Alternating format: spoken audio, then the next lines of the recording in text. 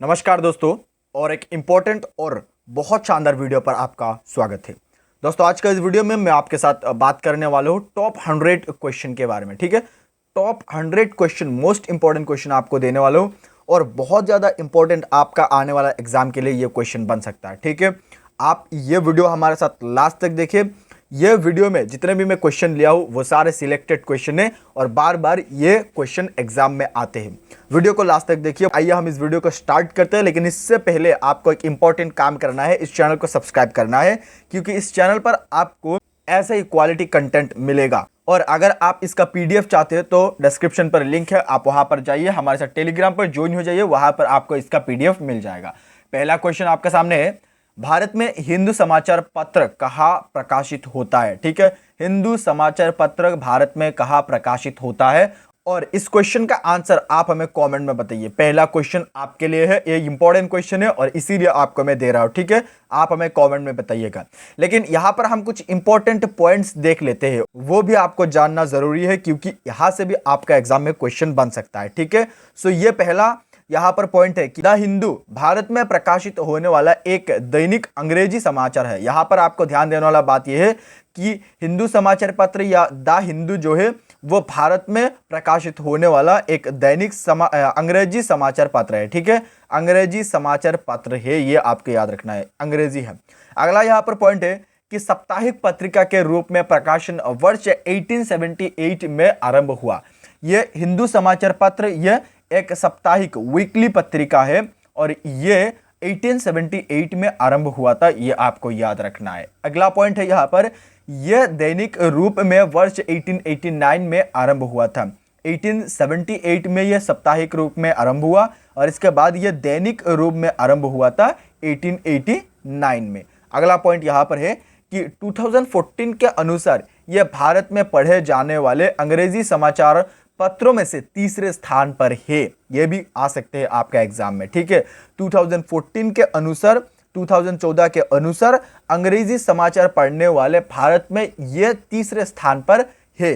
कौन सा? हिंदू समाचार पत्र। आपको हमें बताना है कि यह कहां पर प्रकाशित होती है, इंपॉर्टेंट है। अगला क्वेश्चन हम लोग देखते हैं, यह आपका जरूर कमेंट करना है हमें। ठीक है, अगला क्वेश्चन यहां पर है कि भारत में भाषा के आधार पर राज्य का पुनर्गठन किस सन में हुआ था। यानी कि भारत का जो राज्य का पुनर्गठन हुआ था वो किस वर्ष में हुआ था, और इस क्वेश्चन का आंसर है ऑप्शन नंबर डी, 1956 में।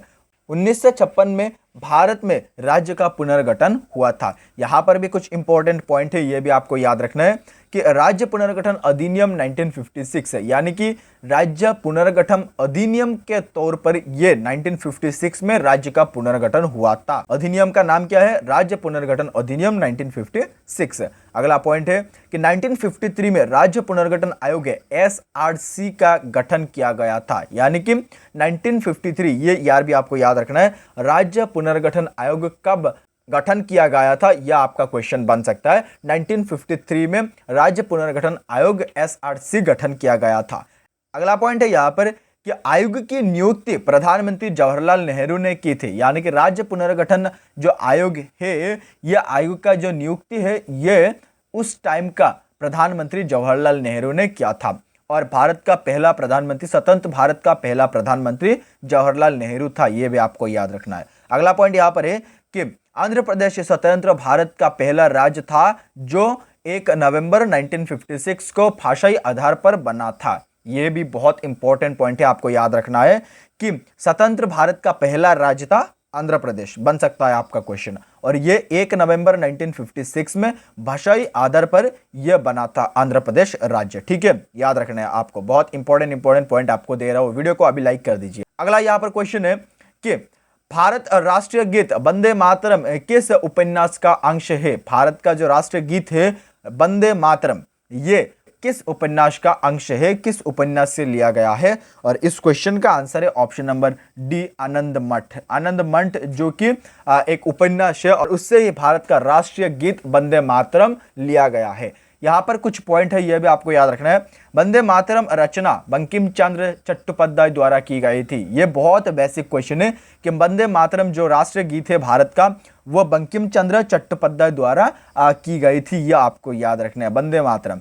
अगला पॉइंट यहाँ पर है कि इन्होंने 7 नवंबर 1876 में रचना की थी, यानी कि ये जो वंदे मातरम राष्ट्रगीत है ये बंकिम चंद्र चट्टोपाध्याय ने 7 नवंबर 1876 में रचना की थी। यह भी कभी आपका क्वेश्चन बन सकता है, बहुत इंपॉर्टेंट ये पॉइंट है। ठीक है, अगला पॉइंट यहां पर है कि अरबिंदो घोष ने इस गीत का अंग्रेजी में और आरिफ मोहम्मद खान ने इसका उर्दू में अनुवाद किया था।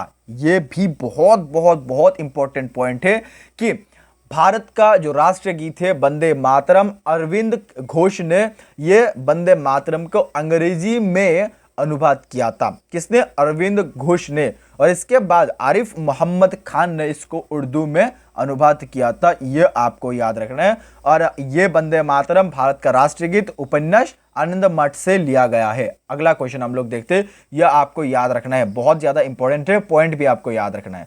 अगला क्वेश्चन यहां पर है कि चंगेज खान का मूल नाम क्या है। पहले हम जान लेते हैं कि चंगेज खान कौन है, इसके बाद उनका मूल नाम हम जानेंगे। पहला पॉइंट है कि वो एक मंगोल शासक थे। चंगेज खान एक मंगोल शासक थे, याद रखने आपको। चंगेज खान कौन थे? एक मंगोल शासक थे। नेक्स्ट पॉइंट है कि वो बौद्ध धर्म का अनुयायी थे। चंगेज खान बौद्ध धर्म को मानते थे। चंगेज खान बौद्ध धर्म के अनुयायी थे। और तीसरा पॉइंट है कि मंगोलियाई नाम चिंगिस खान था। इनका मंगोलियाई नाम चिंगिस खान था, जिनका चंगेज खान नाम है। और इनका मूल नाम क्या है? बर्थ नेम जो हम लोग बोलते हैं, उनका मूल नाम था, option number C is the right answer, Temujin. Temujin Genghis Khan का मूल नाम था। चंगेज खान कौन था? मंगोल शासक था जो कि बौद्ध धर्म का अनुयायी था, और मंगोलियाई नाम चिंगिस खान था, और उनका मूल नाम तेमुसिन था। यह आपको याद रखना है। सारे पॉइंट बहुत ज्यादा इंपॉर्टेंट है। अगला हम लोग देखते हैं। अगला क्वेश्चन है कि भारत और पाकिस्तान का विभाजन किस योजना के तहत हुआ था? कि एक योजना के तहत हुआ था, और यही योजना का नाम क्या था? किस योजना के तहत हुआ था भारत और पाकिस्तान का विभाजन?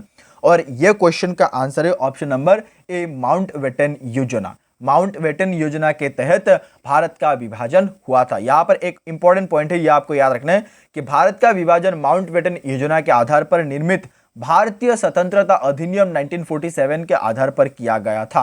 भारत का जो विभाजन है भारत और पाकिस्तान का, यह 1947 में हुआ था। यह आपको याद रखना है, 1947 में हुआ था। और यही भारत का विभाजन माउंटबेटन योजना के आधार पर हुआ था। और भारत का जो विभाजन है उस टाइम लॉर्ड माउंटबेटन ने यह विभाजन करवाया था। ठीक है, निर्मित भारतीय, इसका ऊपर निर्मित भारतीय स्वतंत्रता अधिनियम, यह भी एक क्वेश्चन बन सकता है कि किस अधिनियम पर भारत और पाकिस्तान का विभाजन हुआ था? स्वतंत्रता अधिनियम 1947 के आधार पर भारत का विभाजन हुआ था माउंटबेटन योजना के तहत। यह आपको याद रखना है, इंपॉर्टेंट है। अगला क्वेश्चन हम लोग देखते हैं। अगला क्वेश्चन यहां पर आपका सामने है 6 नंबर क्वेश्चन कि मोहम्मद बिन तुगलक की मृत्यु कहाँ हुई थी? मोहम्मद बिन तुगलक कौन है, पहले वो हमें जानना है। ठीक है, किसी भी क्वेश्चन आए पहले उस क्वेश्चन का मूल हमें जानना है। इस क्वेश्चन में पूछा है कि मोहम्मद बिन तुगलक की मृत्यु कहाँ हुई थी, और इससे पहले हम जान लेते हैं, यहाँ पर इंपॉर्टेंट पॉइंट है कि मोहम्मद बिन तुगलक कौन था। मोहम्मद बिन तुगलक दिल्ली सल्तनत में तुगलक वंश का शासक था। सबसे पहले यहाँ पर दिल्ली सल्तनत एक वर्ड आया। ठीक है, दिल्ली सल्तनत क्या है मैं लास्ट वीडियो में आपको बताया था। ठीक है, 5 वंश का मिलकर जो शासन किया था, 5 वंश का जो शासन काल था, मिलकर नहीं, एक्चुअली 5 वंश का शासन काल को दिल्ली सल्तनत कहते हैं। और उसी 5 वंश में से तुगलक वंश एक था, और वही तुगलक वंश का शासक था मोहम्मद बिन तुगलक। ठीक है, और इनका मूल नाम था उलुग खा। उलुग खा तुगलक का मूल नाम था। मोहम्मद बिन तुगलक का मूल नाम था उलुग खा, और मोहम्मद बिन तुगलक दिल्ली सल्तनत के तुगलक वंश का शासक थे, और उनका मृत्यु हुआ था, option number A is the right answer, भट्टा में। यह आपको याद रखना है, मोहम्मद बिन तुगलक का मृत्यु हुआ था भट्टा में, और वो दिल्ली सल्तनत का तुगलक वंश का शासक था। अगला क्वेश्चन हम लोग देखते हैं। आई होप आपको यह समझ में आ गया। अगला क्वेश्चन यहां पर है कि मध्य प्रदेश के राजकीय पक्षी क्या है? मध्य प्रदेश के राजकीय पक्षी क्या है? यहां पर मेरे माइंड में एक क्वेश्चन आ रहा है, वो भी आपको मैं देता था। आप हमें कमेंट में बताइए कि हमारे भारत का राष्ट्रीय पक्षी का नाम क्या है। यहां पर राजकीय पक्षी बताया है, आप हमें कमेंट में बताइए कि भारत का राष्ट्रीय पक्षी का नाम क्या है। बहुत बेसिक क्वेश्चन है लेकिन इंपॉर्टेंट है।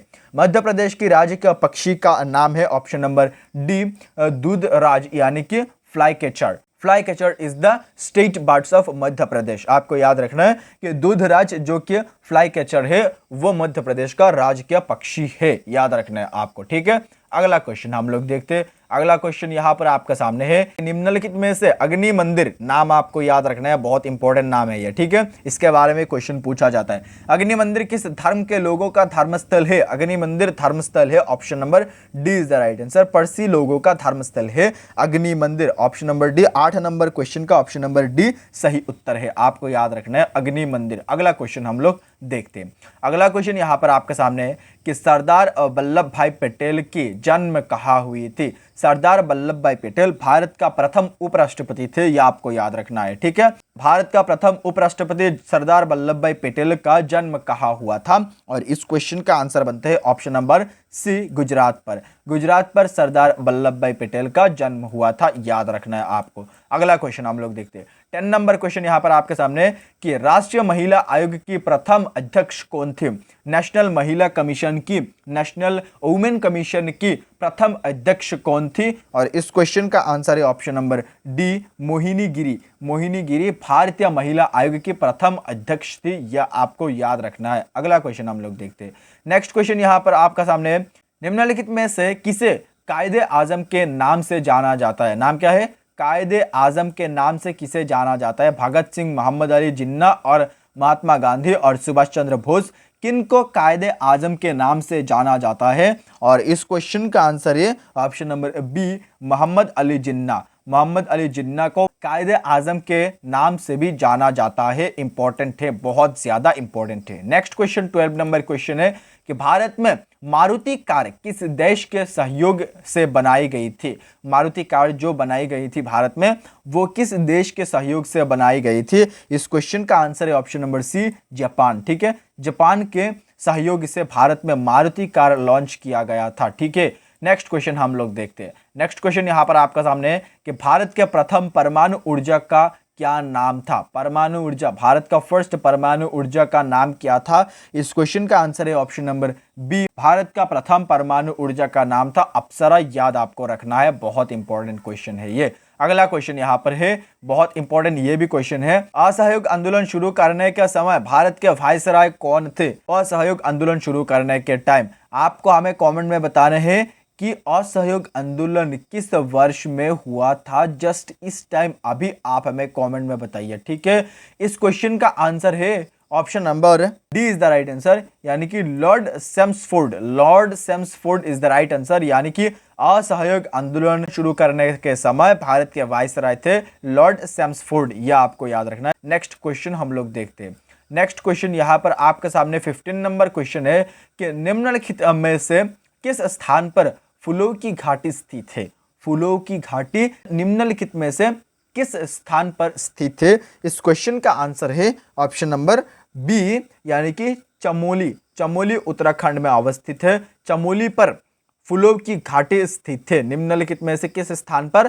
चमोली पर, जो कि उत्तराखंड में स्थित है, और वही फूलों की घाटी स्थित है, याद रखना है आपको। नेक्स्ट क्वेश्चन यहां पर आपके सामने है कि भारत में प्रथम न्यूटन रिएक्टर ने किस स्थान पर कार्य करना आरंभ किया? न्यूटन रिएक्टर, भारत में प्रथम न्यूटन रिएक्टर ने किस स्थान पर कार्य करना शुरू किया था? इस क्वेश्चन का आंसर है ऑप्शन नंबर डी, कल्पकम, जो कि तमिलनाडु राज्य में स्थित है। कल्पकम जो कि तमिलनाडु राज्य पर स्थित है, और वहीं पर भारत में प्रथम न्यूटन रिएक्टर कार्य करना आरंभ किया था, यह आपको याद रखना है। अगला क्वेश्चन हम लोग देखते हैं।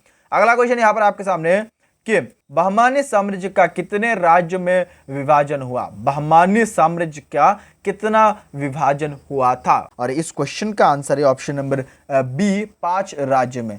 अगला क्वेश्चन हम लोग देखते हैं, यह आपको याद रखना है। नेक्स्ट क्वेश्चन हम लोग देखते हैं। नेक्स्ट क्वेश्चन यहां पर है कि ऑल इंडिया रेडियो की स्थापना किस वर्ष में हुई थी?